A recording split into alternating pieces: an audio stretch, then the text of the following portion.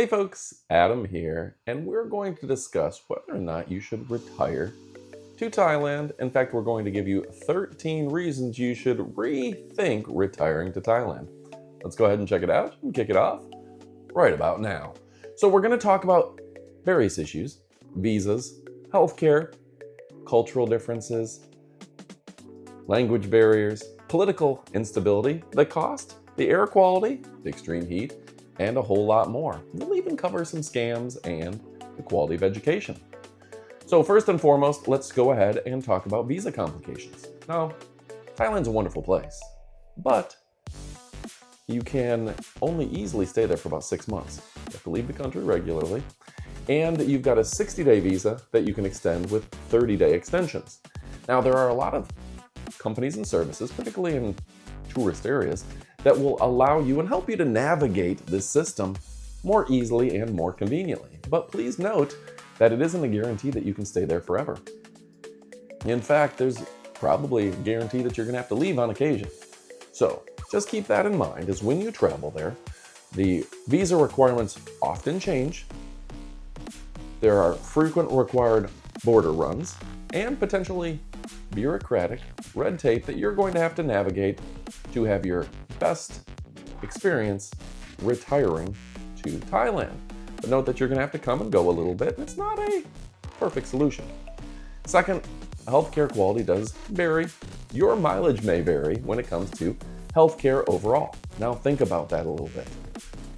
Thailand is a wonderful advanced country. There's going to be advanced medical. You could get anything from plastic surgery to get your cancer taken care of while you're there. But it's going to be expensive if you don't have insurance. Yeah, I still have to get private insurance.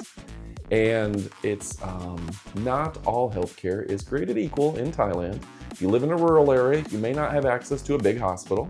If you live in a urban area, you may have to pay a premium to get the high quality coverage that you've come to expect. So just note that the healthcare quality does vary. And that's number 2. Number 3, cultural differences. Now, there's a lot about saving face, indirect communication, social norms, and dispute resolution. For example, if you get into an argument with somebody, you're probably better off resolving that yourself than taking that through the legal system. We'll cover the legal system here in a moment. You don't want to be in a dispute with a local in Thailand. There's just a lot of cultural differences. What you may think is acceptable in the West may not be acceptable there, whether that's covering your shoulders in certain areas or just the way you communicate with somebody, very different. There's also going to be a language barrier. There's a lot of tourism. People in Thailand do speak multiple languages, but it may not be English anymore. There are Russian people, big tourist group from Russia. Germans, big tourist group. India, enormous, and China. India and China are probably 2 of the biggest groups that are visiting Thailand regularly. So the chance that you meet somebody in Thailand and they speak 2 languages, most likely it isn't going to be English. So there's going to be language barriers. Now, fortunately, you got things like Google Translate, you've got all sorts of time kettle type devices that we've reviewed and we've talked about, but there's going to be a language barrier, and please note that before you decide to retire to Thailand. There's also potential, number 5, for political instability. What do I mean? Well, there was a coup in 2014, military coup. There were people convicted of trying to overthrow the government as recently as 2021. And there's been frequent government changes and a climate of moderate unpredictability, not unlike many other countries. But just note that going into it, that when the government changes, their laws and rules on tourism may change. That may affect you directly if there's overthrow going on. So if you plan to retire to a country at any given time, and boy, Bangkok's cool, right? Just note that political instability is a potential issue that you will be dealing with as somebody who's essentially a resident or temporary resident of the country. Number 6, cost. Yeah, costs aren't that cheap in Thailand anymore, okay? Now, when I went there, I'll tell you, it wasn't uncommon for the 2 of us to spend $30 on a meal. And trust me, I've been there a lot. If you go to a nice restaurant, Yeah, a meal can cost you $10, $15 easily. A hotel is going to be cheaper than staying in New York, but it's not free. You know, if you stay at the Hilton, I spent $170 a night. If I stay at a nice resort, $200 a night. If I stay in some high rise, $150 a night. It's not free, okay? Rent is going up and the exchange rate is evening out. The cost of goods worldwide is becoming more closely, because it's getting closer. Sure, things are a little bit cheaper than us Westerners are used to, but it's not absolutely free. Now, the things you're going to save money on, in my opinion, labor costs. If you want somebody to, do your laundry, if you want somebody to give you a back massage, you want somebody to put tile in your living room, you can save some money on that. But things are not as cheap as they used to. So if you're looking there solely from a monetary perspective, it's not super cheap. You couple that in with the fact that you have to leave and come back often and you're paying somebody to manage your visa, it's not a free thing to move to Thailand. Also the air quality. If you look out in the distance, particularly in burning season, March and April, guess what? The air quality isn't always great in Thailand. So if you already have emphysema, you already have asthma, you already have breathing issues, you should reconsider moving to Thailand for your retirement. Retirement's great, but you won't need good air quality. Chiang Mai and Bangkok have air pollution. They have an air pollution index. You can look at the scores on a daily basis and see sometimes it's not the best. Even in the good season, it's not perfect. And particularly in burning season meaning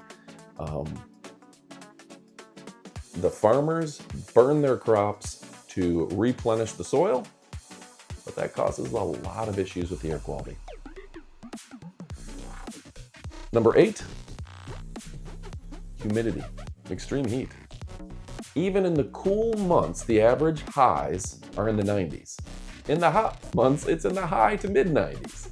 Every month is hot in central Thailand. Sure, you can go up to Chiang Mai, you can go up north and it's not as hot there, but it's a hot country. And if you're not ready for humidity, if you're not ready for don't be out at noon, then don't go there. Now, one way to combat that, I'll tell you, is to become a night owl.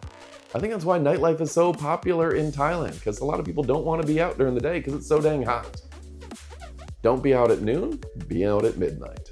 But if you're looking to retire and you're a day person, it may not be the best solution for you. And mind you, I love Thailand. Thailand is a great country, but you may not want to retire to Thailand today. Your mileage may vary. Also, if you're new to Thailand, just like any country, there's potential for scams. The first time I went to Thailand, got out of the hotel, guy came up to me, he was a tuk-tuk driver, and he's like, "Where are you going?" I was like, "I'm going to the ferry." He goes, "I'll take you there for 30 cents. Cool. He took me 10 minutes away from the ferry to another ferry. Instead of the 50-cent ferry that I wanted to go up to, he took me to one that was $90. And it was in the middle of nowhere. So the only way out is to use him or one of his friends to take me out. And they charged a lot more to leave town than to get into town. So just be careful. There's all sorts of scams you've never thought of in any new country. Well, that's the jet ski scam, where they rent you a jet ski with pieces that will fall off when they get wet and then charge you hundreds of dollars. There's a lot of scams out there, and you got to be careful. Taxi cab drivers that charge you a little too much to get home. People that give you the incorrect change. It happens in any country, but you got to beware. You may not want to retire there if you don't feel like dealing with that. Also, there's no real property ownership for foreigners in Thailand. You can marry a girl and she can buy a house, a bar, a condo. But if you get a divorce, it's going to be hard for you to take property. So note, if you're looking to retire in Thailand, you're going to be at the will of landlords. Landlords can be sketchy. It can be expensive to rent. And if you're used to property ownership, that's going to be something new for you. Also, if you're looking to semi-retire, own a bar, you can't buy the bar outright. And there's a lot of questionable people who will tell you you can't. Okay? The quality of education. Now, if you are looking to have a high quality education in Thailand, maybe for your kids, enrolling in a school in a foreign country can take a time. It can be hard to get in, particularly if Thai isn't your native language. It's expensive, it's hard to navigate, and not every school in Thailand is going to be a great school. There's great schools in Thailand. There's bad schools in Thailand. If you got kids in school, think about it before you retire to Thailand. There's also, number 12, a lack of legal protections for foreigners, just like in the United States. You've seen it. People can be picked up by ICE and kicked out. You can be thrown into jail without due process in the United States. Now, the same thing can happen in Thailand. But do you want to be that person sitting in a Thai jail waiting for the slow hand of justice? There's fewer legal protections, and let's face it, sometimes you mess up. Sometimes you get into a bar fight or whatever it may be. Sometimes you have the wrong item on you, and you don't want to be in the middle of a legal dispute, maybe with a local over property ownership in Thailand. There's a lack of legal protections, particularly if you don't know the language and you're not a native to the country, all right? That brings us to number 13, which is over-tourism, oversaturation of tourism. This is a beautiful country. It's gorgeous. But you need to be careful when it comes to oversaturation, too many tourists. I went to Pattaya, so many men there. Went to Phuket, there's so many people there. Oversaturation. A lot of expats, a lot of people vying to be a tourist. Anytime you're in a place that has too many tourists, prices go up. Anytime you go to a place that has too many tourists, it gets crowded. Anytime you go to a tourist place with too many tourists, it can get on your nerves. And you're one of those people getting on other people's nerves. So you may not want to move there. Folks, we covered a lot of stuff today, right? Let's see if we can go over it again. Visa complications, healthcare qualities, cultural differences, political instability, costs, air quality. Yeah, there's a lot. There's extreme heat, scams, quality education, legal protections, and over-tourism, just to name a few. Folks, I've only hit the tip of the iceberg as why you may not want to retire to Thailand. But then again, you may want to, because it's a wonderful country. It's super fun. There's so much to do. There's so much to see. It's gorgeous. It is at a price discount. And I would say a lot of these, there's a flip side to every coin. Maybe the language barrier forces you to learn Thai. Maybe it's not free, but it's cheaper than your home country. Maybe the healthcare isn't the best in some areas, but maybe it is and you can do all the things you need. All right, folks. I want to thank you for joining us. YouTube recently demonetized World's Greatest Adventures. They pulled us out of search. They said we were too controversial. We covered too much of the seedy side of the internet. I still ask you to click subscribe and click like. And if you are a subscriber, click the notification bell because that's the only way you'll see us. With that being said, I love and appreciate you. Thank you for supporting us. I do these videos just because I like talking with you. I like the communication. I like the comments. So leave us a few comments, say hello, introduce yourself, and thanks for watching. Goodbye, my friends. Adios, amigos.